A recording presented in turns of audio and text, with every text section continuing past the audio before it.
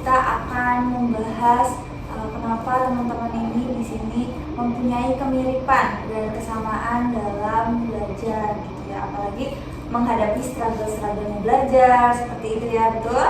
Betul. Betul. Nah, sebelum itu mari kita perkenalkan dulu ya satu-satu. Terus sekalian aku minta pendapat kalian tentang belajar itu seperti apa. Mungkin dari aku dulu ya. Perkenalkan, nama aku Konita Aziza, di sini sebagai konselor yang bertugas. Menurut aku pribadi belajar itu hal yang menyenangkan. Mungkin seperti itu ya. Bisa dipahami teman-teman? Bisa. Oke, kita mulai dari ujung kanan saya, boleh? Perkenalkan, nama saya Najwa Safira. Di sini menurut saya belajar itu suatu hal yang kadang itu mengasihkan, kadang juga membosankan. Menurut Najwa, belajar itu ada fase senangnya, ada fase sedihnya juga. Nggak sedih sih, cuman tuh kayak males gitu buat belajar gitu. Oke, berarti Najwa di sini merasa malas ya, Iya, kadang gitu ya. Tapi kadang ada juga di fase yang semangat kayak gitu. Oke, kita tampung dulu ya. Kita lanjut di sebelahnya, boleh? Ya, perkenalkan, nama saya Fadia Agni. Menurut saya belajar itu iya menyenangkan. Belajar juga bisa membuat banyak relasi, terus kita dapat wawasan yang banyak.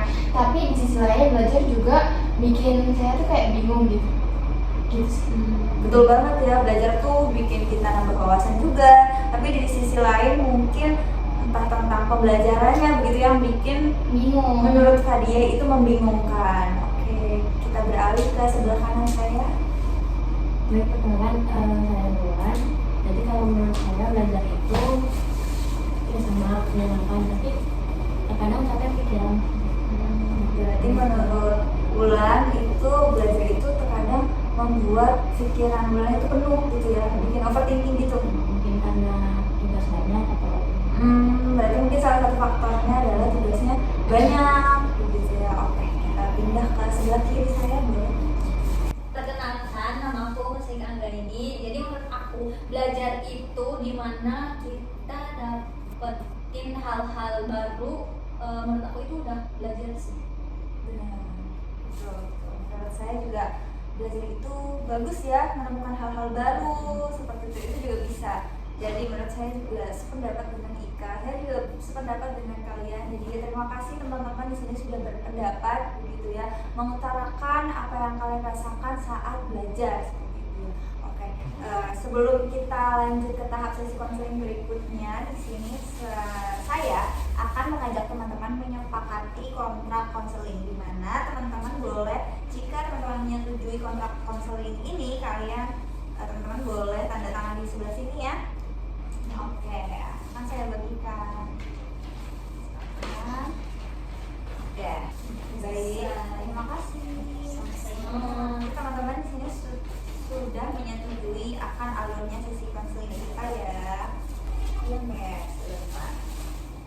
Kita lanjut ke tahap konseling yang lebih dalam nih, dimana saya ingin mengetahui kenapa teman-teman itu bisa struggle dalam belajar. Boleh nggak sih teman-teman itu menceritakan kepada saya kenapa akhir-akhir ini teman-teman itu merasa beban, merasa overthinking, ataupun merasa akhir-akhir ini tuh malas untuk belajar seperti itu. Oke?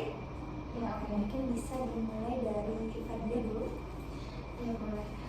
Jadi akhir-akhir ini yang menurut saya bikin gak semangat belajar tuh karena pekerjaan rumah, dimana pekerjaan rumah itu kayak semuanya tuh ditumpahi ke saya semua gitu.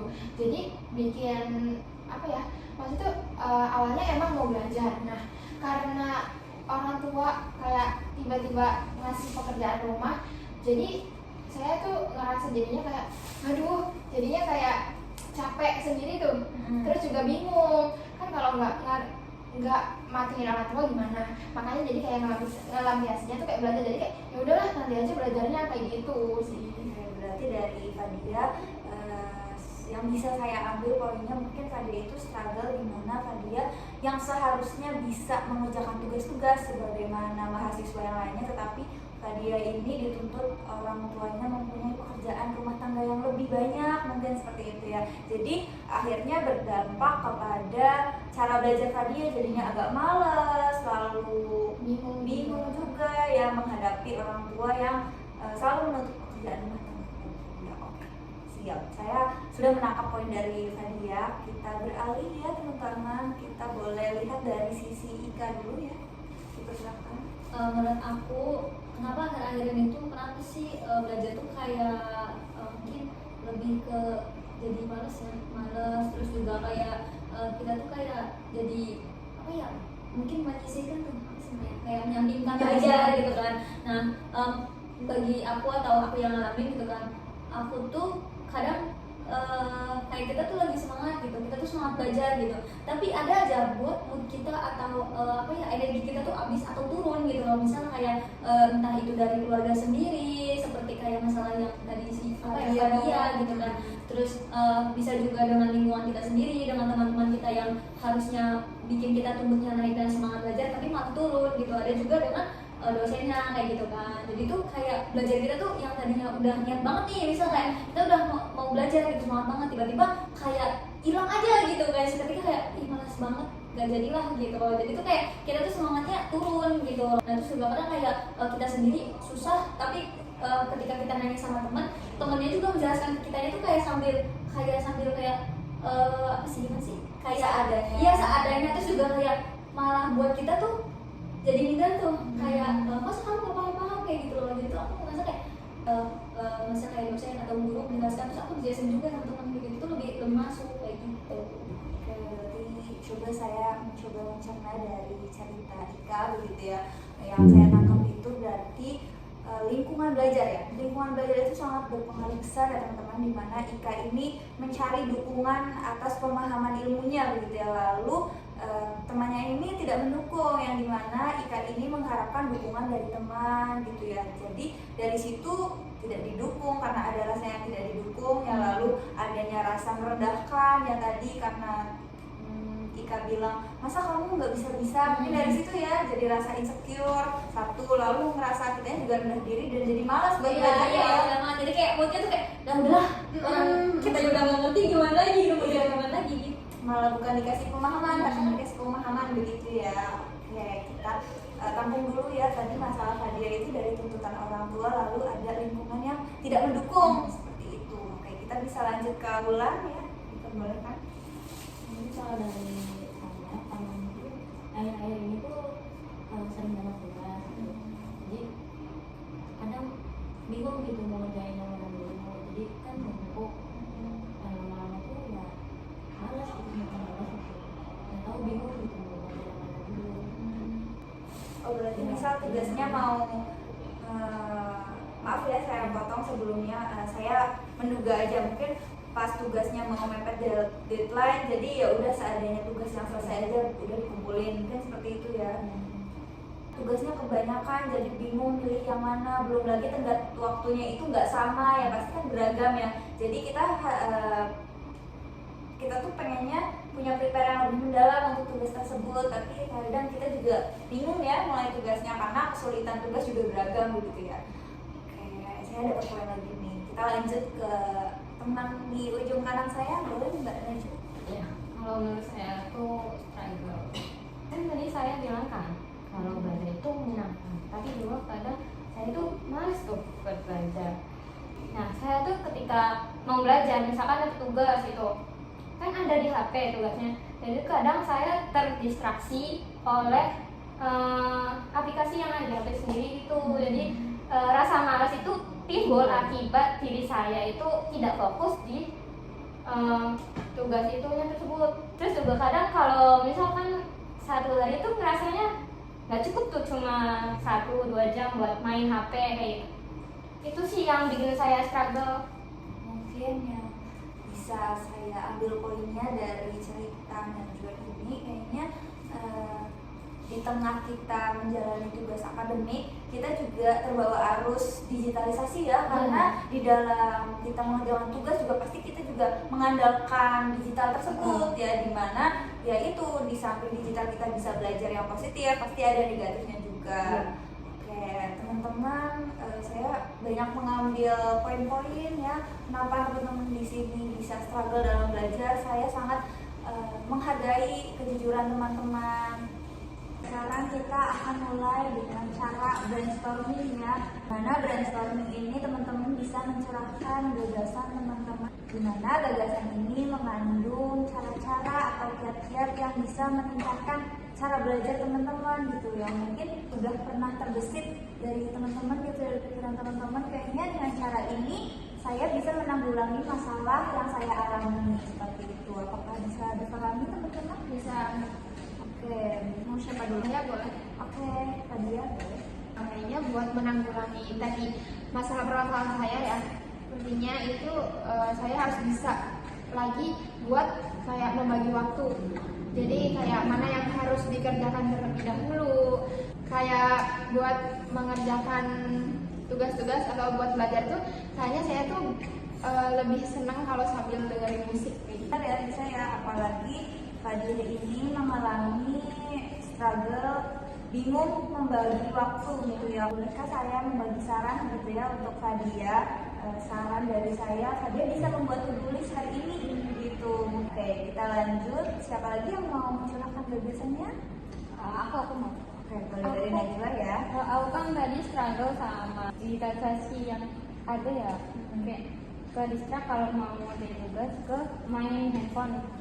Kayaknya kalau misalkan ngurangin gitu main handphonenya bisa buat aku lebih fokus buat belajar penyelesaian tugas deh. Berarti kiat-kiat tersebut berarti sebetulnya sudah ada di dalam hati Najwa yang terdalam. Penguatan dari saya itu sudah hal yang sangat betul ya Najwa untuk kedepannya Najwa bisa lakukan, karena kiat-kiat tersebut juga bisa mengurangi struggle di untuk tugas akademik tersebut. Nanti kita lanjut ke konseling berikutnya. Ya mungkin sama kayak lebih membagi waktu aja buat misalkan tugas A 10 menit untuk mengerjakannya, tugas selanjutnya ya dibagi lagi 15 menit tahun depan. Iya benar-benar, kiat-kiat itu juga bisa membagi waktu untuk menyelesaikan tugas yang kebanyakan gitu ya. Bingung memulai tugasnya ya bulannya. Nah mungkin bisa dimulai dari bulan memahami tugas tersebut terlebih dahulu. Sebelum mulai mengerjakan juga dengan memahami tugas tersebut bisa menaikkan mood untuk mengerjakan tugas tersebut ya. Boleh? Nah, kalau menurut aku kan di kelas itu kan sering ini ya, masa sering bad mood tiba-tiba gitu kan sama dosen gara-gara kayak apa ya, entah itu menurut aku penyampaiannya yang kurang paham sama aku, entah itu kayak aku udah duluan apa ya nggak suka dengan dosennya, entah dengan empahnya gitu. Aku tuh selalu bawa apa ya namanya itu namanya permainan gitu. Yang kedua tuh aku belum bisa ngapin gitu, gimana sih caranya kita tuh buat kembali lagi ke diri kita gitu kan, karena mood baik dan semangat baik itu kan dari diri kita sendiri. Nah itu tuh belum aku bisa terapin gitu, belum menemukan gitu gimana sih itu buat mood aku tuh selalu baik dan semangat aku tuh selalu baik. Oke, benar banget ya, karena tadi kita juga karena lingkungan yang tidak mendukung, akhirnya kita jadinya bad mood, males belajarnya, seperti itu ya. Jadi Ika punya inisiatif untuk memperbaiki mood Ika itu udah bagus banget sih, dimana Ika ingin memperbaiki diri sendiri gitu ya, untuk menumbuhkan motivasi belajar juga, biar mood belajarnya itu saat belajar selalu stabil ya kan. Iya. Karena kadang tadi Ika bilang itu merasanya pas awal itu udah semangat mau cari ilmu gitu-gitu ya, terus karena ada teman yang kurang mendukung, lalu dosen yang cara mengajarnya kurang enak bagi Ika gitu, akhirnya moodnya turun. Itu bener banget. Nah mungkin dari Ika ini Ika bisa mengatur mood bisa dengan makan permen gitu ya, dengan rasa permen yang banyak gitu ya, akhirnya moodnya naik. Nah benar-benar oke. Wah, nggak terasa ya, alhamdulillah kita ternyata udah di penghujung sesi. Terima kasih teman-teman udah berusaha jujur, terbuka, dan aktif gitu ya mencari solusi teman-teman untuk mengembalikan semangat belajar tersebut. Nah, di akhir ini aku mau minta pendapat teman-teman lagi terakhir kali ini untuk kayak pesan kalian di pertemuan ini tuh apa, kalian mendapatkan apa aja sih, terus lihat apa sih yang akan kalian lakukan untuk minggu selanjutnya. Dari Najwa. Sama kalau saya tuh saya menyadari bahwa ternyata yang kesulitan belajar itu nggak cuma saya doang, banyak juga yang memiliki kesulitan dalam belajar, tapi nggak cuma dari satu faktor. Nah, saya menyadari dari sesi ini saya mendapat salah satu kiat bahwa kalau kita bisa main HP banyak, menggunakan waktu banyak, berarti kita juga bisa dong harusnya belajar lebih banyak juga daripada main HP. Jadi kedepannya saya mungkin akan mencoba untuk mengatur waktu saya dalam bermain HP, biar saya tuh fokus belajar dan semangat terus. Nah, itu tadi ya, betul, kiat-kiat yang solusi yang tadi dijelaskan juga ternyata itu menurut Najwa sangat berpengaruh besar gitu ya, sehingga Najwa juga akan melakukan hal itu. Semoga minggu selanjutnya cara tersebut, langkah kecil itu terlaksanakan ya, amin ya. Oke, kita lanjut. Kalau aku sih lega ya udah bisa cerita di sesi ini. Walaupun aku nggak sempurna, tapi selebihnya saya itu harus lebih berusaha. Nah, saya juga bisa dapat membagi waktu untuk mengerjakan tugas-tugas yang di rumah dan dapat mengerjakan tugas-tugas kuliah atau tugas akademik. Bagus, itu pendapat yang membuat diri kita juga menjadi lebih utuh ya, walaupun kita juga ngerasanya struggle, rasanya nggak sempurna karena nggak bisa memenuhi keduanya. Tapi betul kata Kak Dia tadi, namanya juga kita lagi berproses gitu ya, bener banget. Itu juga butuh ya, rasa validasi dari diri kita sendiri itu juga sangat berpengaruh besar. Ika, boleh. Pada pertemuan minggu ini yang didapat sama aku itu senang itu karena aku bisa menerapkan itu. Gimana sih untuk kenapa aku tuh gak semangat belajar, kenapa setiap kayak ada pembelajaran gitu aku tiba-tiba gak bukan sebagainya gitu kan. Jadi aku udah bisa mencurahkan gitu kan. Mungkin kedepannya aku bisa menerapkan gitu kan, maksudnya aku udah punya niatnya tapi belum bisa menerapkannya gitu. Gimana caranya untuk mencari di diri aku gimana caranya untuk semangat dan mood aku itu seimbang ataupun setara gitu, harus lurus terus gitu kan. Terus depannya aku bisa lebih baik lagi, dan satu lagi semoga aku selalu ingat untuk membeli permen yang banyak lagi.